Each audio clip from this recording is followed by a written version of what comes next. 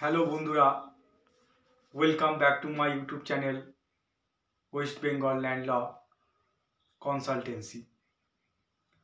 আজকে আমার আলোচ্য বিষয় হলো, আজকের টপিকটা বা কন্টেন্টটা একটু কঠিন বা টাফ কন্টেন্ট, কারণ আমি আজকে আলোচনা করব যে এলআর অ্যাপিল কাকে বলে, অর্থাৎ আমরা এলআর অ্যাপিল কখন করব, এলআর অ্যাপিলের WBLR অ্যাক্টের কত নাম্বার ধারাতে আমরা এলআর অ্যাপিল করি, বা এলআর অ্যাপিল করতে গেলে কত টাকার কোর্ট ফি লাগে, এবং এলআর অ্যাপিলের অ্যাপ্রোপ্রিয়েট ফোরাম কি, বা এলআর অ্যাপিল আপনি করতে পারবেন না একটা উকিল বাবুর সহায়তা নিতে হবে, আর কোন কোন কেসের ক্ষেত্রে আমরা এলআর অ্যাপিল করব। তো প্রথমেই বলে রাখি, এলআর অ্যাপিল কিন্তু আপনারা করতে পারবেন না, কারণ এলআর অ্যাপিলটা হচ্ছে একটা কেসের ব্যাপার এসে যাচ্ছে পুরোপুরি, কারণ এলআর অ্যাপিলটা হচ্ছে অত্যন্ত টাফ, কঠিন।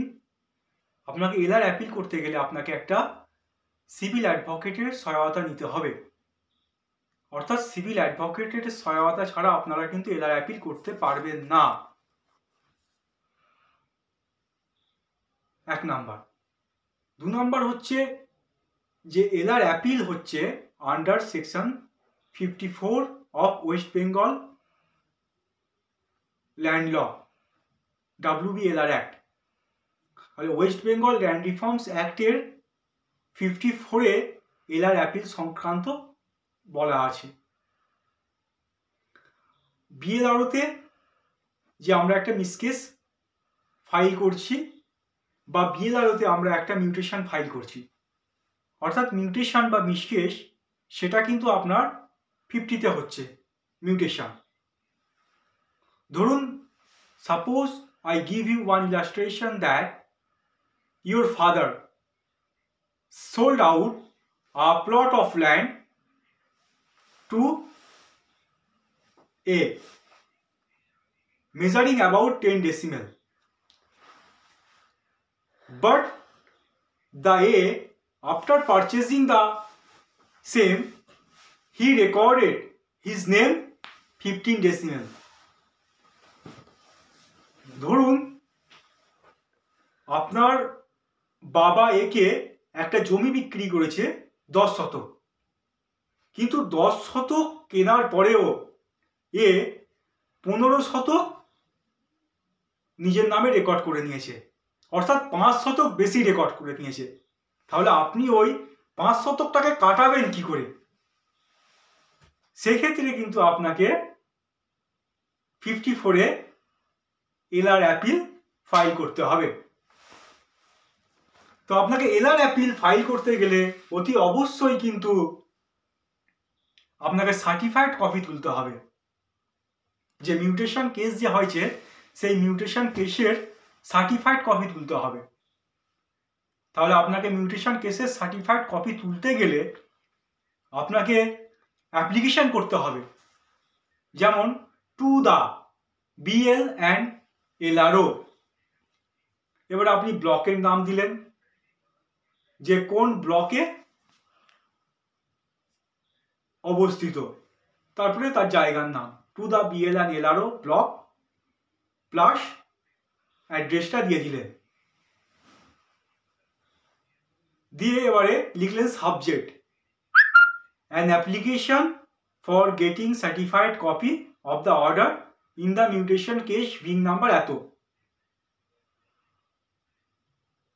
বলে আপনি বললেন, please supply me the certified copy of the order on the caption mention mutation case number which was disposed at your end of Mauja অমুক, জেল নাম্বার এত, এলআর প্লট নাম্বার এত, দিয়ে আপনি অ্যাপ্লিকেশন করলেন। তো অ্যাপ্লিকেশন করলেন, করার পরে আপনি বিএলআরওতে অ্যাপ্লিকেশন করলেন, করার পরে আপনি 2 দিন পরে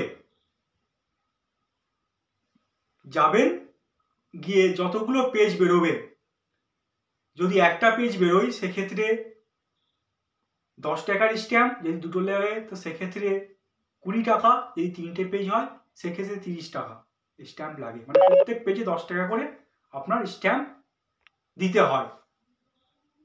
সাধারণত একটা পেজ হয় না, 2টো বা 3টে বা 1-এর অধিক পেজ হয়।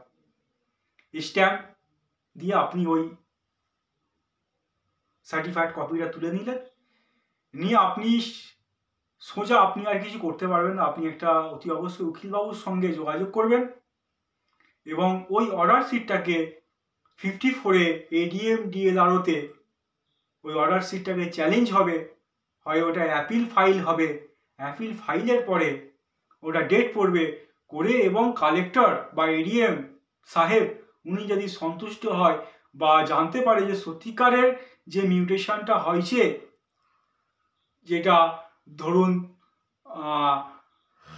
যে কিনেছে বা ক্রেতা বা যে মিউটেশনটা করেছে সে ভুলভাবে করেছে, বা এইটা part of the negligence of the আরও হতে পারে, আরওর কোনো ভুল নেগলিজেন্সের জন্য বা গাফিলতির জন্য যে রেকর্ডটা ভুল হয়ে গেছে, তাকে যদি আপনি স্যাটিসফাই করতে পারেন, কালেক্টর ওই অর্ডারটাকে ওয়াশ করবে, সেট অ্যাসাইড করবে এবং খতিয়ানটাকে রিভার্টেড ব্যাক করবে। এই হচ্ছে এলআর অ্যাপিল। তো আশা করি আপনারা বুঝতে পেরেছেন। তো আমার কাছে কোনো টেলিপ্রম্পটার নেই, আমি কিছু দেখে বলছি না এবং আমি এডিটও করি না। তবে আমার মধ্যে যদি ভুল ত্রুটি কিছু হয়ে থাকে তো আশা করি ক্ষমা করবেন। তো আশা করি আপনারা এলআর অ্যাপিল সম্পর্কে আপনারা একটা ধারণা বা কনসেপ্ট পেয়ে গেছেন। ধন্যবাদ।